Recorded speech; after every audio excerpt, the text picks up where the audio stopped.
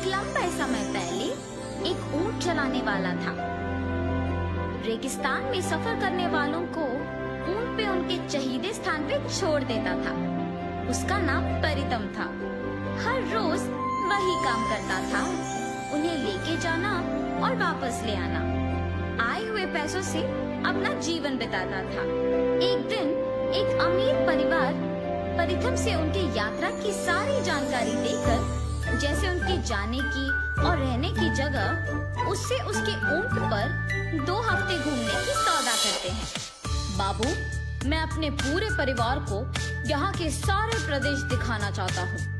कम से कम 2 हफ्तों के लिए तुम्हें हमको घुमाना होगा और उसके लिए मैं तुम्हें 500 सोने के सिक्के दूंगा। हाँ, 500 सोने के सिक्के? 2 हफ्तों के लिए जाऊंगा तो 1 साल के काफी पैसे कमा पाऊंगा। ऐसे फैसला करके परितम तुरंत उन लोगों का सौदा स्वीकार करता है। दूसरी तरफ परितम की माँ उसे जाने से मना करती है। बेटा, पैसों की लालच में ऐसी खतरनाक यात्रा करना क्या जरूरी है? उनके कहे प्रदेशों को पर्यटक साधारण रूप से नहीं जाते हैं। ऐसे कहने पर भी उनका बेटा नहीं सुनता है।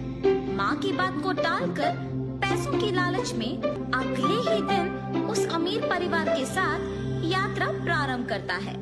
परितम ऊंट पे 2 लोगों को बिठा के ऊंट को पकड़ के चलते रहता है। बाकी के लोग बाकी ऊंटों पे बैठ के उनके पीछे आते रहते हैं। बाकी के ऊंट को चलाने वाले सारे परितम की आज्ञा का पालन करते हैं। वो सारे परितम के पास मौजूद नक्शा की सहायता से चलते रहते हैं और जब रात होती है तो वहीं रुक के सो जाते हैं। अगले दिन परितम यात्रा की सारी तैयारी करके, जल्दी आओ सभी, देर हो रही है, ऐसे सभी को बुला के किस दिशा जाना है ये देखने अपना नशा ढूंढने लगता है। उसके बैग में और जेब में ढूंढने पर भी नहीं मिलता है। ये बात उसे परेशान कर देती है। परितम को अपना ऊंट आगे ना ले जाना देख अमीर आदमी कहता है, क्या हुआ परितम, सब कुछ ठीक तो है? अगर नहीं है तो तुम्हारे पैसे नहीं मिलेंगे और तुम्हारे प्राण भी। डर के मारे परितम नक्शे के बिना ही उन्हें कोई भी दिशा लेके जाता है। ऐसे चलते हुए वो एक प्रदेश पहुंचते हैं। सारे मिट्टी के घर ढह गए होते हैं। दिखने में भी वो प्रदेश बहुत पुराना था। इन सब से अलग उस प्रदेश में एक बड़ा राक्षस का प्रतिमा था जो बिल्कुल खराब नहीं हुआ। ये सब देख के जब वो परिवार वाले पूछते हैं कि कहाँ है, तो परितम कहता है कि वो एक विशेष जगह पहुँचे। सुनिए सुनिए, अब से पहले मैंने किसी को भी इस विशेष प्रदेश में नहीं लाया, ताकि अब ये देख के आश्चर्यचकित हो जाए। आज हम सबकी किस्मत अच्छी है क्योंकि हम बहुत दूर सफर करके यहाँ पहुँचे। ऐसे झूठ बोलता है। हाँ, ये जगह दिखने में बहुत पुराना है और नष्ट किया हुआ लग रहा है। इसमें क्या विशेषता है? आपके आगे जो प्रतिमा है वो आदमी शहर को चलाता था। ऐसे कहते हुए उस प्रदेश के अंदर चलते हैं। उस शहर में मौजूद चीजों को देख परितम खुद की एक कहानी बनाकर वो ही सबको कहता है। और तभी उन पर्यटकों में से एक, हाँ, सच में इस दस्तावेजों में लिखा है कि इस प्रतिमा के आदमी ही इस शहर को चलाता था। ओह, मेरा सोच कभी गलत नहीं होगा और होने भी नहीं दूंगा। ऐसे वो खुद की तारीफ करता है और उस प्रदेश के बारे में कहते रहता है। यहाँ सब कुछ चांदी या लोहा या इस्पत नहीं बल्कि सोने का बना है। ये सुन के पर्यटक कहता है, अरे हाँ, मुझे यहाँ एक सोने का डब्बा मिला है। सोने का डिब्बा? ये प्रदेश कौन सा है?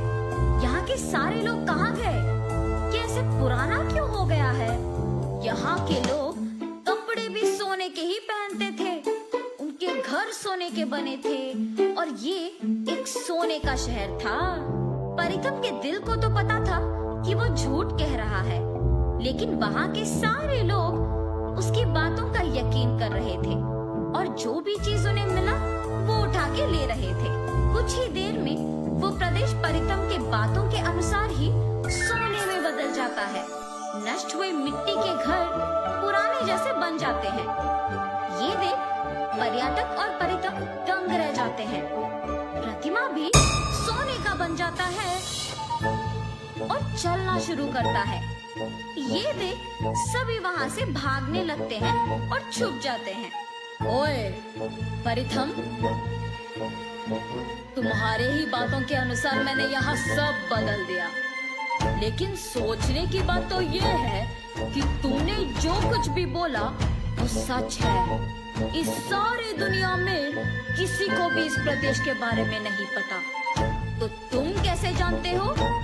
यहाँ क्यों आए हो और ये सब कौन है? ऐसे वो प्रतिमा परितम को सवाल पूछता है और तभी उस प्रतिमा से छोटे छोटे भूत बाहर आके वहाँ के सारे लोगों को बंद कर देते हैं। हमें माफ कर दीजिए, हमें इस प्रदेश के बारे में कुछ नहीं पता। मैं सच कह रहा हूँ, मेरा यकीन मानो, मैंने अपना नक्शा खो दिया। इस अमीर आदमी के धमकाने की ही वजह से मैंने बिना सोचे कोई भी रास्ता को चुन लिया और वो रास्ता हमें यहाँ तक ले आई और कोई प्रदेश भी नहीं दिखाई दिया, इसीलिए हम यहाँ आ पहुँचे। 300 साल से कोई भी इस प्रदेश तक पहुँच नहीं सका, तो तुम्हें ये कैसे मुमकिन हुआ? आके हम सबको जगाया तुमने, तुम्हारा अब क्या करें? तुम सबकी जान ही हमारी तोहफे होंगे। ऐसे जब इन सबको पकड़ने की कोशिश करता है तो परितम ऊंट पे उपयोग करने वाला डंडा लेके उस प्रतिमा के सिर से अंदर घुस आता है। ऐसे करने के तुरंत ही सब कुछ पहले जैसे बन जाता है। जो सोने के चीजें उन पर्यटकों ने उठाया वो सब वापस मिट्टी के बन जाते हैं।